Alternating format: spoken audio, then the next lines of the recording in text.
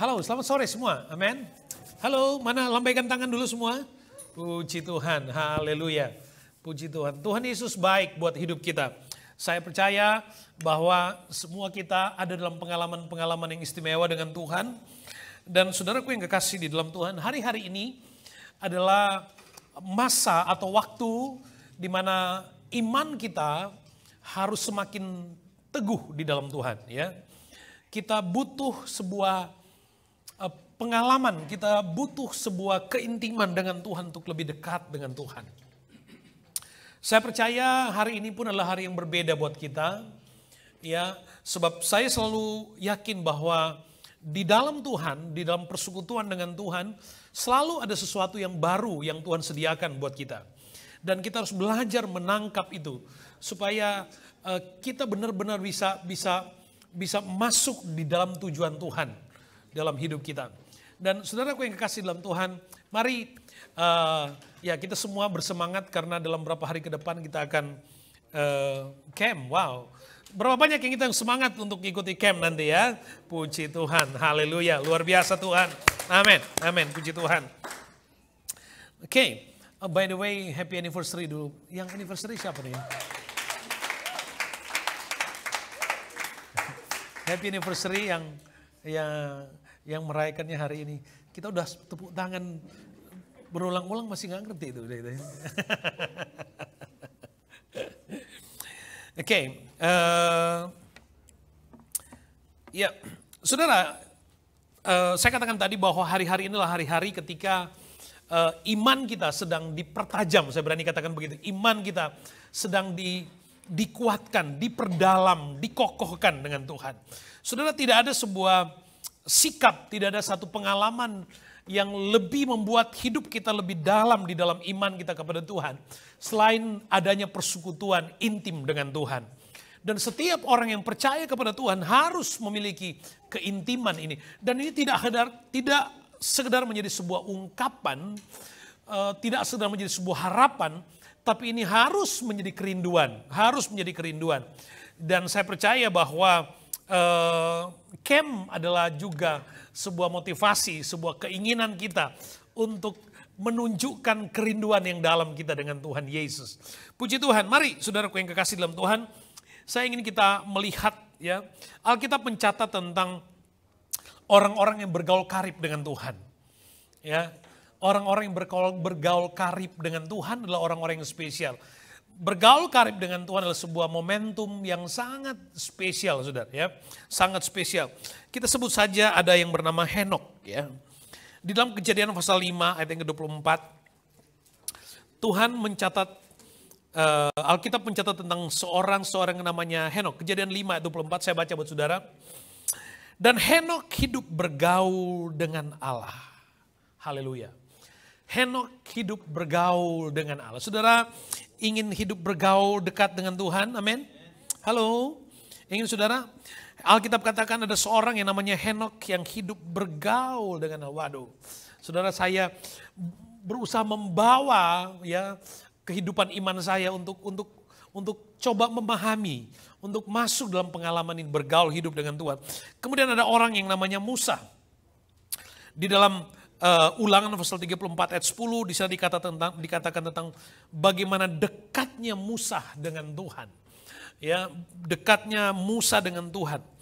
Yang Alkitab sebut seperti Musa yang dikenal Tuhan dengan berhadapan muka.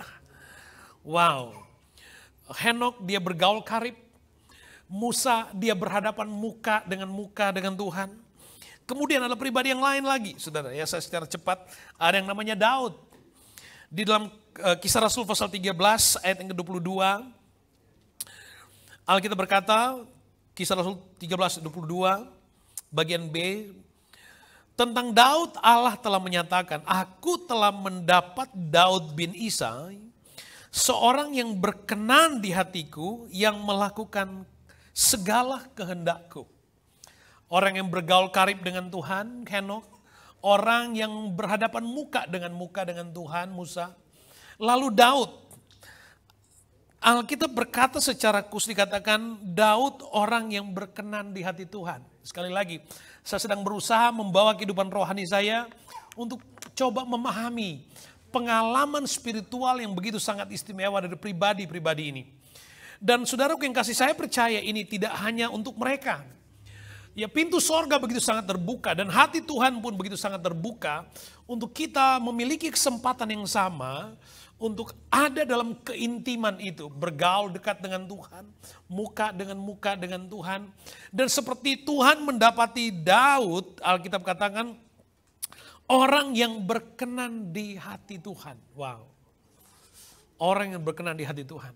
Nah, saudara, sore hari ini saya tidak akan bicara tentang ketiga tokoh ini. Tapi saya ingin mengatakan kepada saudara, ada pintu yang terbuka, ada hati yang terbuka untuk Tuhan, untuk menerima kita, untuk boleh memiliki pengalaman yang sama. Nah, saya ingin kita tentang satu pribadi yang namanya Cornelius. Cornelius di dalam Kisah Rasul pasal yang ke-10, saudara bisa membaca keseluruhan dari pasal ini. Saudara juga bisa membaca di screen, saudara. Cornelius dalam Kisah Rasul pasal yang ke-10.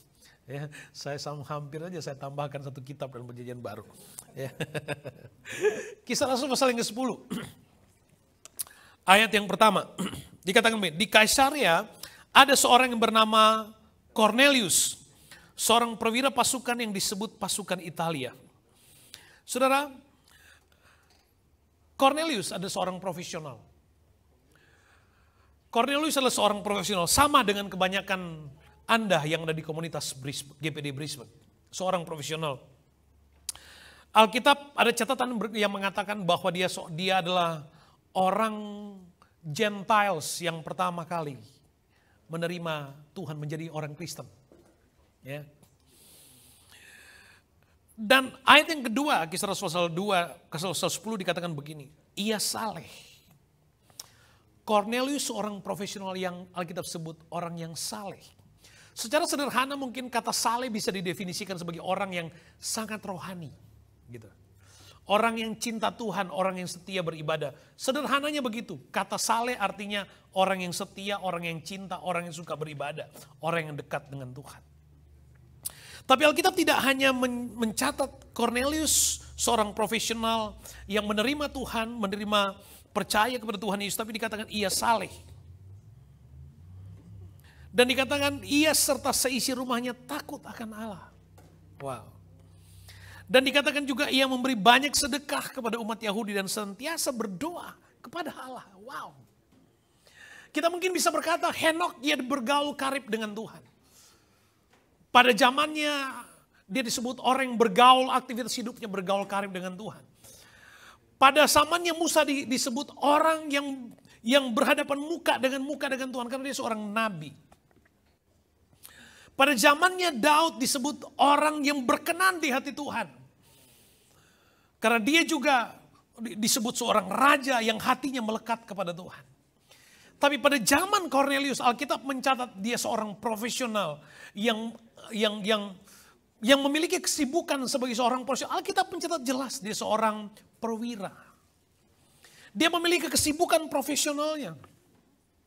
Tapi di dalam kapasitas, di dalam eksistensi profesinya yang sangat sibuk, Alkitab juga menyebut dia sebagai orang yang saleh.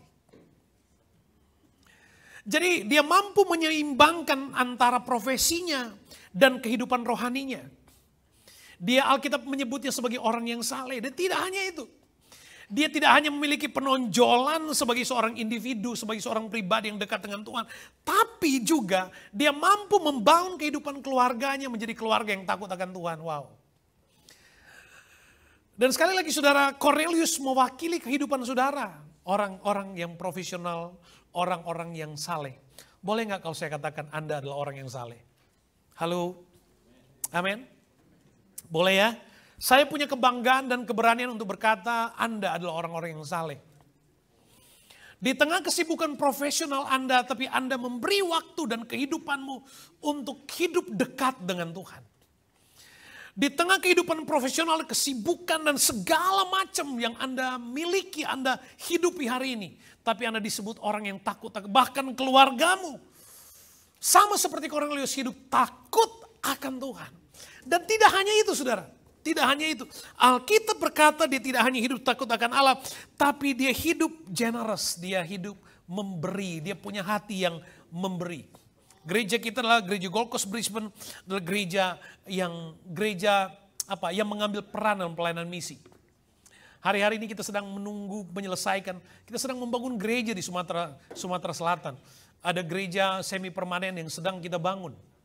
Itu sementara berjalan. Di daerah pedalaman banget sudah, pedalaman bangun. Kita sedang membangun gereja dan pastorinya. Dan itu datang dari saudara donatur yang memiliki hati yang terbuka. Maka saya berkata kepada saudara orang yang saleh, saudara orang yang takut akan Tuhan. Saudara orang yang generous, saudara ya. Dan adalah karakter dan demikianlah Cornelius. Dan juga saudaraku yang kekasih dikatakan, ia senantiasa berdoa kepada Allah. Wow. Jadi Alkitab mau katakan kepada saudara bahwa profesionalitas Anda, ya, kesibukan profesi Anda seharusnya tidak boleh merampas kehidupan rohanimu. Amin. Seharusnya kehidupan profesimu Alkitab mencatat, apa kurang profesionalnya Cornelius. Tapi Alkitab katakan dia disebut saleh, artinya dikatakan Alkitab mau katakan dia tetap setia beribadah.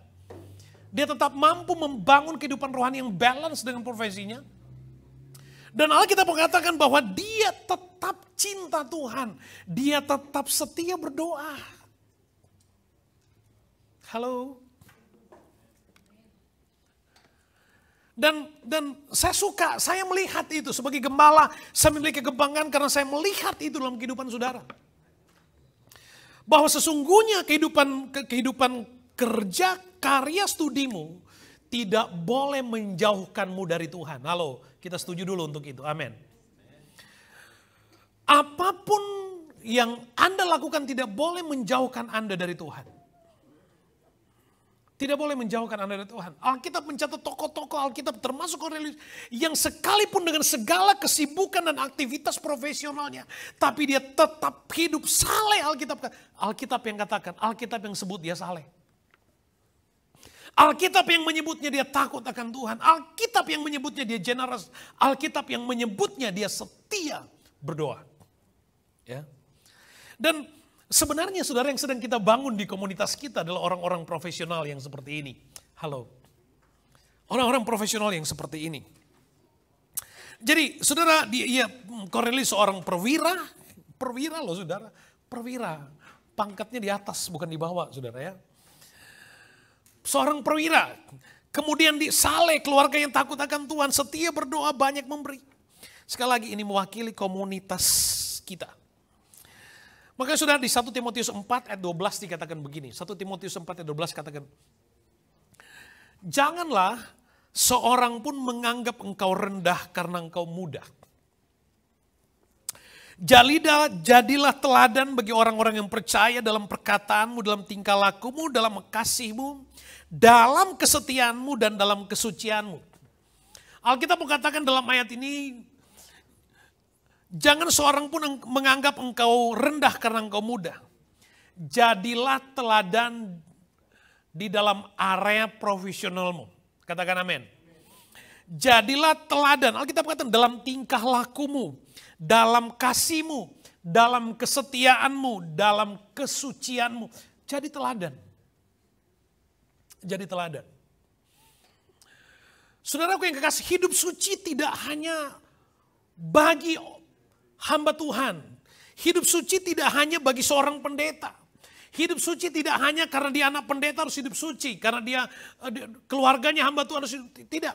Tapi kesucian adalah tanggung jawab dari semua kita. Untuk kita harus tunjukkan kepada dunia.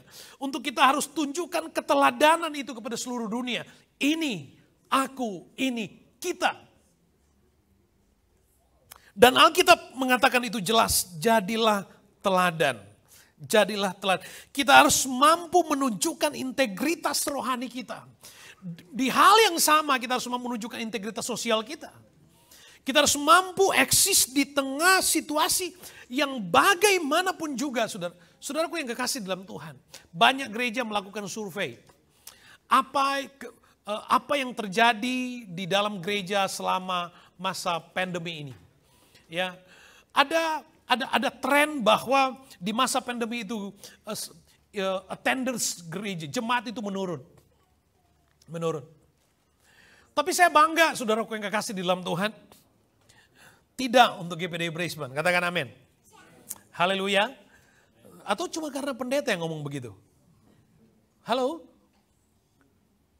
Saya mampu mengatakan, saya berani mengatakan karena saya merasa saya mampu melihat ada kerinduan, ada keinginan. Kok kita belum dapat tempat ibadah sih? Begitu dapat tempat, brung ibadah. Haleluya. Puji Tuhan. Saudaraku yang kekasih dalam Tuhan, dulu sebelum ada masa pandemi, ngumpul banyak orang kan begini. Udahlah kan sudah ada 3 orang, cukup kan udah wakili semua. Sekarang cuma 10 orang ngumpul boleh. Padahal kita pingin datang. Wah, suasana mulai berbalik kan saudara. Ya. Saudara, Alkitab ingin mengatakan kepada kita bahwa di masa-masa seperti ini, gereja Tuhan, profesionalitas Anda, profesi kesibukanmu tidak boleh menghalangimu untuk tetap menunjukkan kepada Tuhan bahwa kita orang-orang yang saleh. Halo, saleh bukan pisang saleh, saudara ya. Saleh, orang yang rohani, orang yang cinta Tuhan, mau beribadah, apapun situasinya, mau menjadi teladan. Nah, perhatikan baik, Alkitab menyebut Kornelius orang yang suka berdoa. Dan saudara, Alkitab mencatat Kornelius berdoa bukan waktu nanti dia mau tidur, waktu dia mau bangun pagi, enggak. Coba sudah baca baik-baik. Pada waktu dia sedang berdoa pada hari petang. Petang itu apa saudara? Nah? Afternoon ya. Jadi artinya saudara, di tengah kesibukan aktivitas profesionalnya, dia masih bisa berdoa saudara di waktu-waktu kesibukannya. Dia tidak membangun banyak alasan untuk Tuhan. Saya tidak sedang berkata kepada saudara, awas ya saudara nggak berdoa. Enggak. Tapi nggak apa-apa lah kalau sudah berpikir begitu, itu baik juga sih sebenarnya. Nah, saudara perhatikan baik. Kornelius dia berdoa pada waktu petang dan istimewanya. Pada waktu petang ketika dia sedang berdoa, malaikat datang. Waduh. Masa ini orang. Pada waktu dia sedang berdoa, malaikat Tuhan datang. Ini yang saya katakan tadi, saya coba ingin membawa diri saya untuk coba menyelami pengalaman spiritual dari Kornelius. Dari orang-orang yang bergaul karib dengan Tuhan. Di tengah segala kesibukan mereka, tapi mereka mampu membangun kehidupan rohani yang balance. Takut akan Tuhan, saleh. Ya. Berdoa kepada Tuhan dan doanya enggak sembarangan saudara. Kornelius mampu berdoa di sela-sela waktu profesinya sampai menarik simpati sorga, malaikat Tuhan datang saudara. Luar biasa enggak nih? Dan saudaraku yang kekasih di dalam Alkitab katakan begini.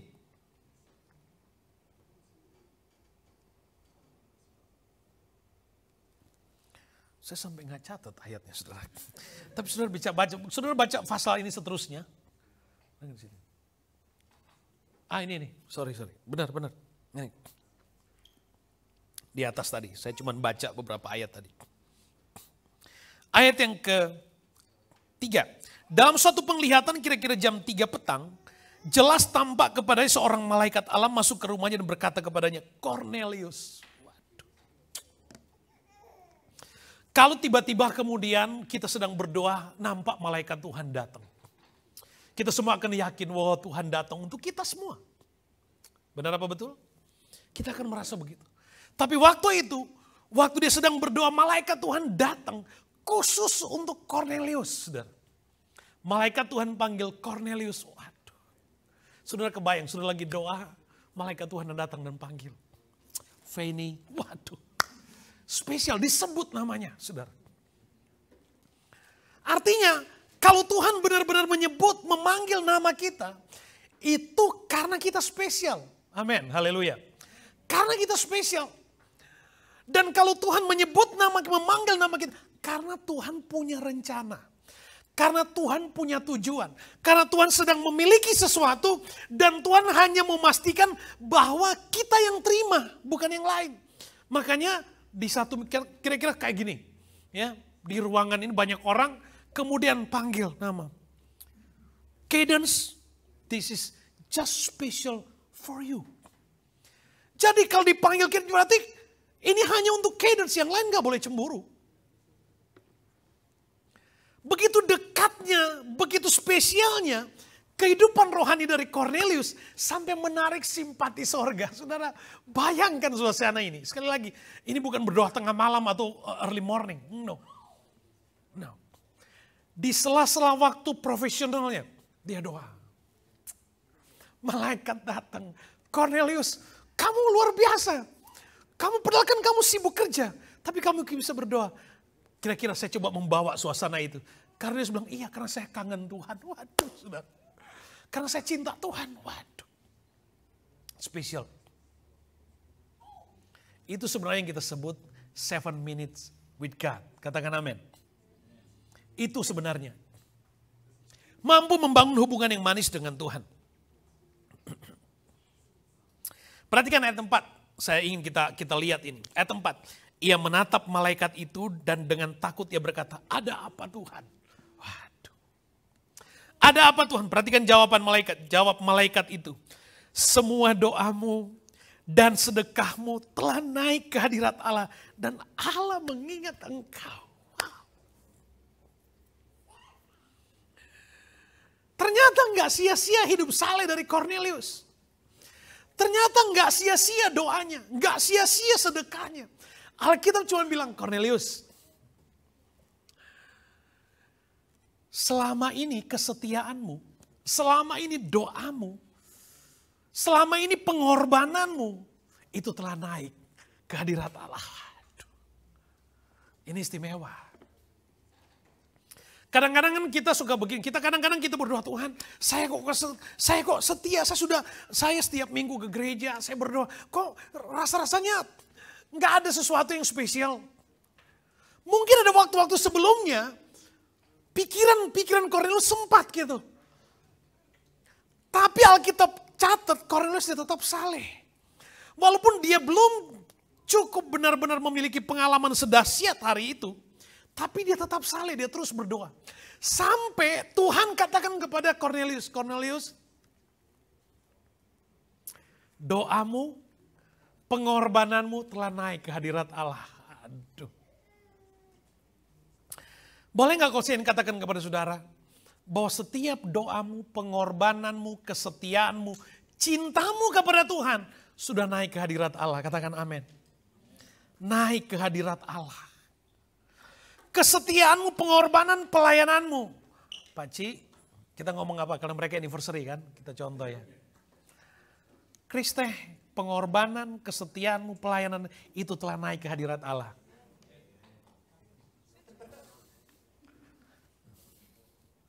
Oh ya. Telah naik ke hadirat Allah. Henokh Alkitab katakan dia bergaul karib dengan Tuhan, sudah katakan tadi. Pada zamannya. Musa pada zaman seorang nabi. Dia disebut muka dengan muka bertemu Tuhan. Daud. Dia memimpin bangsa Israel dekat, dia berharap kepada Tuhan. Sampai Tuhan katakan, dia spesial. Man after my own heart. Berkenan di hatiku. Cornelius. Tuhan cuma bilang begini, Cornelius, semua doamu telah sampai di hatiku. Tuhan mau bilang, Cornelius, semua pengorbananmu telah sampai di hatiku, saudara.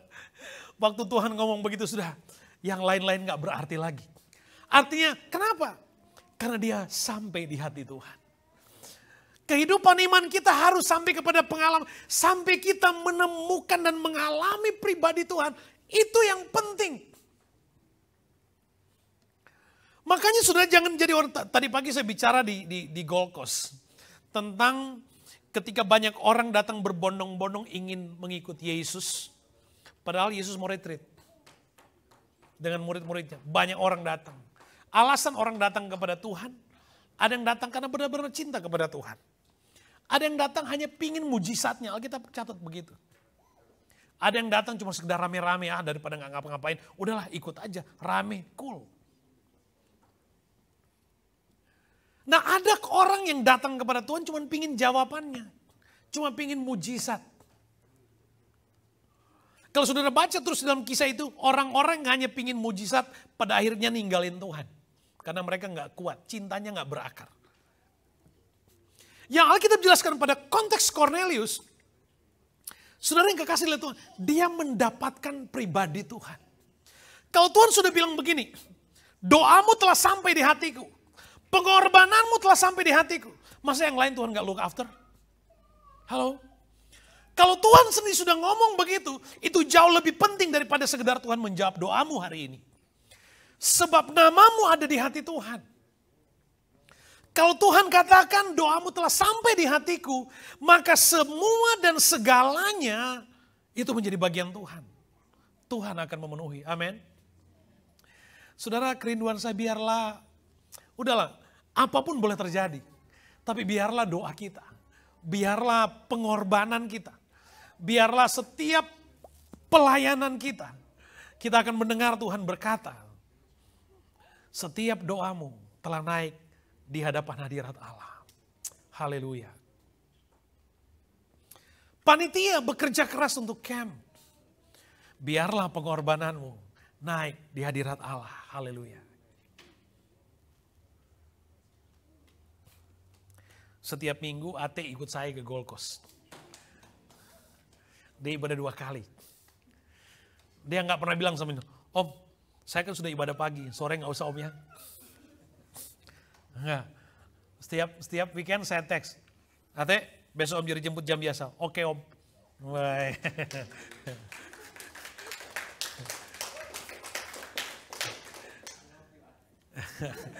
Doa dan pengorbananmu telah sampai ke hadirat Allah. Halo.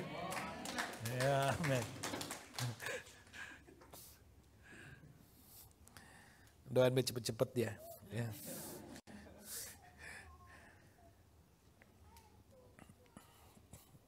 Sekali lagi Cornelius bicara tentang Anda, bicara tentang saudara di area profesional saudara. Saya suka kalimat ini saudara. Cornelius memiliki kehidupan doa. Memiliki karakter yang generous. Generous tuh. Generous. Saya suka cita banget setiap kali kita melakukan pelayanan misi dan Tuhan memilih kita. Ada banyak orang yang sedang berdoa kepada Tuhan. Hamba Tuhan sedang berdoa Tuhan. Kayak butuh ABCD. Tuhan lihat siapa yang akan saya pilih untuk menjawab doa hamba Tuhan ini. Kira-kira gambaran gitu ya. Jadi ada hamba Tuhan lagi sedang teriak, Tuhan kami butuh rumah pastori, kami butuh gereja. Doa mereka sampai di hati Tuhan loh. Sampai di hati Tuhan. Sampai di hati Tuhan. Lalu Tuhan lihat ke bumi, kira-kira begitu. Tuhan lihat ke bumi. Siapa yang akan saya pilih untuk menjawab hamba Tuhan yang berdoa itu? Lalu waktu Tuhan lihat dan Tuhan tunjuk Brisbane, wah spesial. Tuhan tunjuk Gold Coast, puji Tuhan. Dan Anda, pengorbanan Anda sampai di hadirat Tuhan. Saya berani katakan, pengorbananmu sampai di hadirat. Nah saudaraku yang kekasih saya, kalimat ini menjadi penting buat kita hari ini. Telah naik di hadirat Allah. Dan Allah mengingat. Jadi tidak ada satu bentuk pengorbanan saudara yang terlewatkan bagi Tuhan. Tuhan lihat. Tuhan memperhatikan. Kadang-kadang saudaraku waktu kita pelayanan pun kedagingan kita ini. Kan suka, kedagingan kita ini suka apa ya. Suka menguji kita. Ya. Saya kok sudah setia banget. Tuh lihat yang lain cuma nyantai-nyantai. Apa mereka gak ngerti saya ini capek semua. Kadang-kadang kan suka ada. Benar apa betul tuh? Ya, benar apa betul? Yang lain setia tapi yang lain. Kadang-kadang pikiran itu kan suka datang gitu. Dengar baik. Waktu Anda berpikir seperti itu pun. Tapi saya gak katakan itu benar. Tapi karena Tuhan menghitung itu semua. Upamu besar di surga, mahkota yang tersedia. Nggak tahu saya nyanyi bener atau boleh jadi lagu gitu. Tuhan tidak pernah menutup mata untuk setiap pengorbanan dan kesetiaanmu. Amin. Doamu telah naik di hadirat Allah dan Allah mengingat engkau. Wah ini kalimat menjadi penting buat saya. Menjadi penting buat saya. Pegang hal ini. Ketika Anda setia, pegang kalimat ini. Pegang firman ini.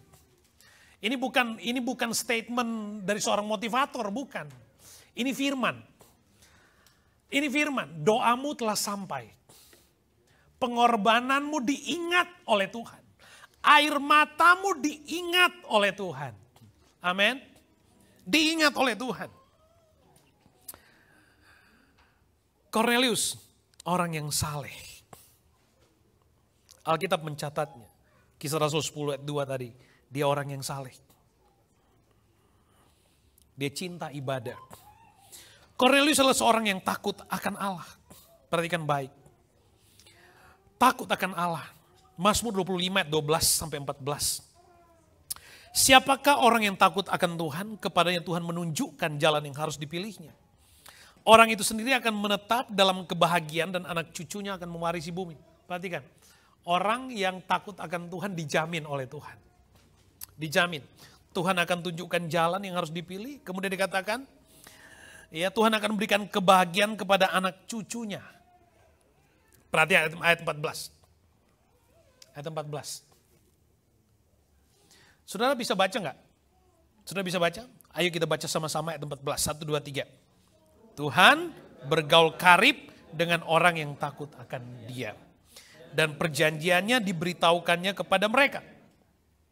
Tuhan bergaul karib dengan orang yang takut akan Dia. Henok, Musa, Daud. Orang-orang yang bergaul karib dengan Tuhan. Rahasia dari kehidupan rohani dari Cornelius. Sampai Tuhan katakan, aku mengingat dan doamu sampai di hatiku. Karena ini. Cornelius dia hidup takut akan Tuhan. Dan Alkitab katakan, orang yang takut akan Tuhan, Alkitab katakan, Tuhan bergaul karib dengan mereka. Saudara, kalau saya katakan tadi, kalau kita ingin menikmati sebuah pengalaman spiritual yang sangat private, intimacy dengan Tuhan. Ini rahasianya, hidup takut akan Tuhan. Sebab Tuhan sangat suka dengan orang yang takut akan Tuhan. Alkitab kan Tuhan bergaul karib. Bergaul karib. Bergaul karib dengan orang yang takut akan Tuhan. Dan Alkitab katakan Cornelius bukan hanya dia yang bergaul karib. Keluarganya bergaul karib dengan Tuhan. Keluarganya takut akan Tuhan. Dan Tuhan suka dengan keluarga yang bergaul karib dengan Tuhan.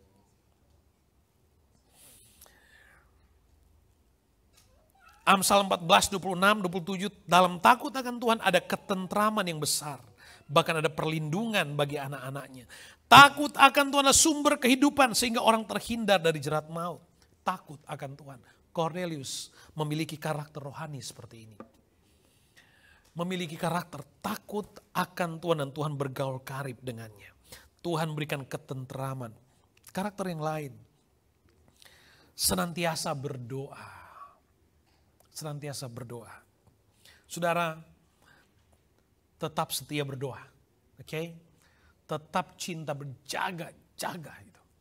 Jaga itu. Miliki kehidupan doa sampai kehidupan itu menjadi karakter rohanimu.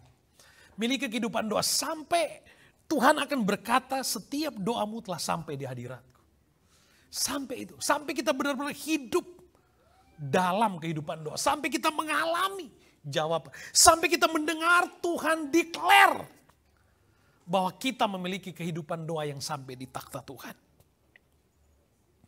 Pertanyaannya saudara, apakah ada doa dan korban yang tidak naik di hadirat Allah? Ada.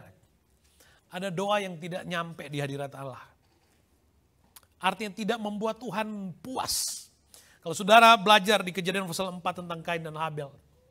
Kain dan Habel dua-duanya kalau dalam bahasa kita bisa sebut profesional. Kain profesional, dia profesinya seorang petani yang sukses. Habel seorang peternak yang sukses. Nggak ada yang sekaya mereka. Dunia ini cuma dibagi dua sama mereka berdua. Kamu tentang peternakan, kamu tentang pertanian. Ya, orang-orang yang hebat. Dan dua-duanya bangun mezbah. Adam dan Hawa menurunkan itu. Bangun mezbah. Dua-duanya mempersembahkan korban. Tapi Alkitab bilang begini, Tuhan mengindahkan korban dari Habel. Kenapa?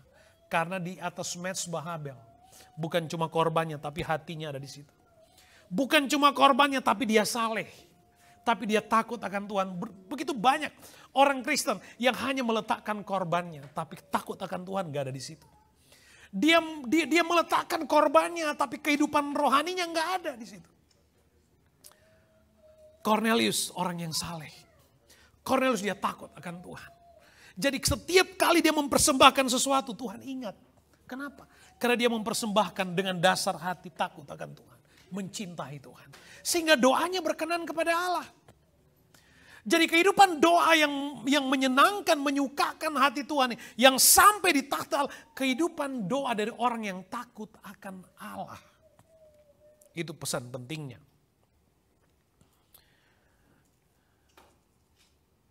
Cornelius suka memberi.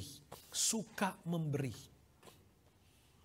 Pada waktu kita memutuskan untuk membangun gereja di pedalaman Sumatera Selatan, sementara berlangsung, saya menghubungi beberapa teman. Kita punya budget untuk besaran anggaran untuk bangunan gereja sekian. Dalam waktu sekian jam, itu melampaui saudara, udah lewat anggaran, lewat saudara. Kenapa? Karena Tuhan lihat ke Brisbane, Tuhan bilang Brisbane Gold Coast yang jawab doa itu. Tuhan bekerja spesial seperti itu. Dan Tuhan pilih saudara, diberkati saudara untuk itu. Memberi banyak sedekah itu karakter rohani dari Cornelius. Gereja kita dalam penerapan pelayanan masa pandemi, kita memberikan persembahan, tithing, misi. Itu semua ditransfer di bank account gereja. Tuhan memberkati saudara yang menjaga itu, yang tetap itu. Tuhan memberkati. Ya. Tuhan melihat itu semua. Ya. Nah, saudaraku yang kekasih dalam Tuhan, biarlah karakter-karakter itu naik di hadirat Allah. Yohanes 12 ayat 3 katakan begini. Yohanes 12 ayat 3 dikatakan sebuah kisah tentang Maria yang mempersembahkan minyak narwastu murni yang mahal harganya. Lalu meminyaki kaki. Saudara, ketika kita bicara tentang korban di atas mezbah, bukan tentang banyak dan besar, bukan. Ya, bukan. Kalau saudara korbannya banyak, pasti Tuhan berkati. Bukan tentang itu. Tapi tentang apa yang ada padamu, yang Anda persembahkan kepada Tuhan. Dan takut akan Tuhan ada di situ. Cinta akan Tuhan ada di situ. Ada di atas mezbah. Supaya korban kita menjadi seperti mezbah Habel. Tuhan mengindahkan. Miliki karakter rohani seperti Cornelius. Bergaul, karib dengan Tuhan. Kenapa? Karena dia takut akan Tuhan. Kalau saja kemudian, saudara saya rindu supaya Tuhan mendapati GPD Brisbane, Algibor Gold Coast menjadi gereja yang hidup takut akan Tuhan. Orang hidup takut akan Tuhan, dia akan hidup penuh hormat kepada Tuhan. Orang hidup takut akan Tuhan, Tuhan berpihak kepadanya. Orang hidup takut akan Tuhan, Tuhan bergaul karib dengan Tuhan. Orang yang hidup takut akan Tuhan adalah orang yang mampu mendudukkan profesinya secara profesional untuk tetap menjaga hatinya melekat dengan Tuhan. Itu orang yang takut akan Tuhan. Orang yang takut akan Tuhan, orang yang mampu mendudukkan semua aktivitas apapun untuk tetap menghormati Tuhan di dalamnya. Toh kita paham semua. Pekerjaanmu, studimu adalah berkat Tuhan. Benar apa betul? Anda berdoa Tuhan memberkati Anda ada di posisi itu. Hormati Tuhan di area profesionalmu. Hormati Tuhan. Temukan Tuhan di area profesionalmu. Dan Anda akan melihat bahwa Tuhan akan mengangkatmu tinggi. Dan bukan turun menjadi kepala. Dan bukan ekor. Kita bangkit berdiri bersama.